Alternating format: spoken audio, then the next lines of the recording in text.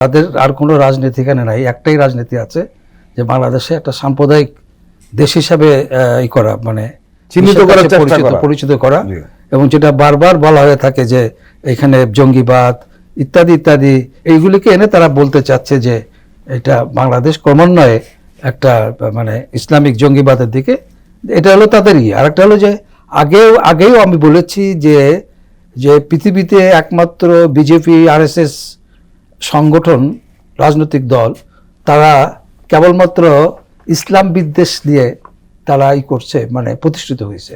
তাদের রাজনীতির আদর্শ একটাই, সেটা হলো মুসলমানদের বিরুদ্ধে যাওয়া, এবং সেটা তার জনগণকে সেই জায়গায় ঐক্যবদ্ধ রাখতে হলে এক একটা ইস্যুতে আনতে হবে, যেটার কোনো, এবং ইতিহাস বলে আওরঙ্গজেব একমাত্র লোক যিনি প্রচুর মন্দিরের মেরামতের জন্য, সংস্কারের জন্য সরকারিভাবে অনুদান দিয়েছেন, এবং তাকে এখন সাম্প্রদায়িক হিসাবে বিবেচনা করে এটা করা হচ্ছে, এবং মূল প্রবলেমগুলি আসলে ঘটাই গেছে। এখানে একটা যোগ করি, আকবরকে অনেকে অসাম্প্রদায়িক বলতেন হিন্দুদের পক্ষ থেকে, কিন্তু বিজেপি কিন্তু আকবরকেও ছাড়ছে না।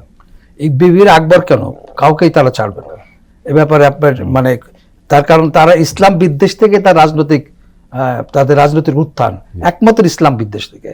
দুইটা দেশ ইসলাম বিদ্বেষ থেকে আছে, মানে টিকে আছে বা টিকার চেষ্টা করছে, সেটা হলো একমাত্র হলো বিজেপি, আর একটা হলো ইসরায়েল। এই যে ইসরায়েল, তাদের এই রাষ্ট্রের মূল ভিত্তি হলো ইসলাম বিদ্বেষ থেকে, আর এদেরও একই জিনিস হলো ইসলাম বিদ্বেষ থেকে এটা। সুতরাং বাংলাদেশকে তাদের করায়ত্ত রাখা তাদের একটাই হলো অস্ত্র, এখানে সাম্প্রদায়িক একটা রাজনীতিকে। এবং বাংলাদেশের লোক, আমি মনে করি না যে কোনো কালে কোনো অবস্থাতেই কোনো রাজনৈতিক দল কখনোই সাম্প্রদায়িক ছিল না। এবং আমি যেটা বলি, সাম্প্রদায়িক আপাদমস্তক ভারতীয় সাম্প্রদায়িক, এবং সাম্প্রদায়িকতার থেকেই তারা আমাদেরকে বারবার সাম্প্রদায়িক বলে চিহ্নিত করার চেষ্টা করে থাকে।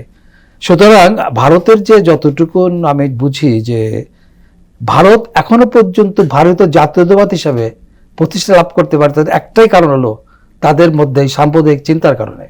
এবং আরএসএস পুরা ভারতবর্ষকে হিন্দু মুসলিম নানা ধর্মে বিভক্ত করে একটা জাতীয় সত্তা তৈরি করার প্রধান প্রতিবন্ধক। এবং গত ৭৪-৭৫ বছর ধরে দেখেন, ওরা বহুবার বলেছে ভারতীয় জাতীয়তাবাদের কথা, আলটিমেটলি তারা একটা হিন্দু জাতীয়তাবাদ তৈরি করেছে, এবং সেটা কংগ্রেসও করেছে। কংগ্রেস বরঞ্চ খুব কৌশলে এই হিন্দু জাতীয়তাবাদ দিকেই গিয়েছে। আজ কংগ্রেসের কারণেই কিন্তু মূলত এই আরএসএস এর মতন রাজনৈতিক দলের উত্থান ঘটেছে। হ্যাঁ, আপনি দেখবেন যে ৮০ সালের ৮২ সালের ইলেকশনের এগুলি দেখবেন, এবং আপনারা তো জানা আছে হয়তো, বল্লভভাই প্যাটেল যিনি কংগ্রেস নেতা, প্রথম তিনি বোম্বেতে একটা মানে ক্লাব প্রতিষ্ঠা করেছিলেন, তার ভিত্তিপ্রস্তর স্থাপন করে তিনি। এই ক্লাবে কোনো মুসলমানদের প্রবেশ নিষেধ, এখনো পর্যন্ত সেখানে কোনো মুসলমানরা প্রবেশ করতে পারে না। সুতরাং শুধুমাত্র ইসলাম বিদ্বেষ থেকে যে আরএসএস এর জন্ম, এবং তার থেকে তার রাজনৈতিক দল বিজেপি, সুতরাং তারা এইগুলি করতেই থাকবে। কিন্তু তুষার যেটা বলেছে যে আমাদেরকে আসলেই সতর্ক থাকতে হবে, এবং আমাদেরও প্রচার করতে হবে। বাংলাদেশ স্বাধীন হওয়ার আগে হিন্দুরা কিন্তু যায় না ইন্ডিয়াতে।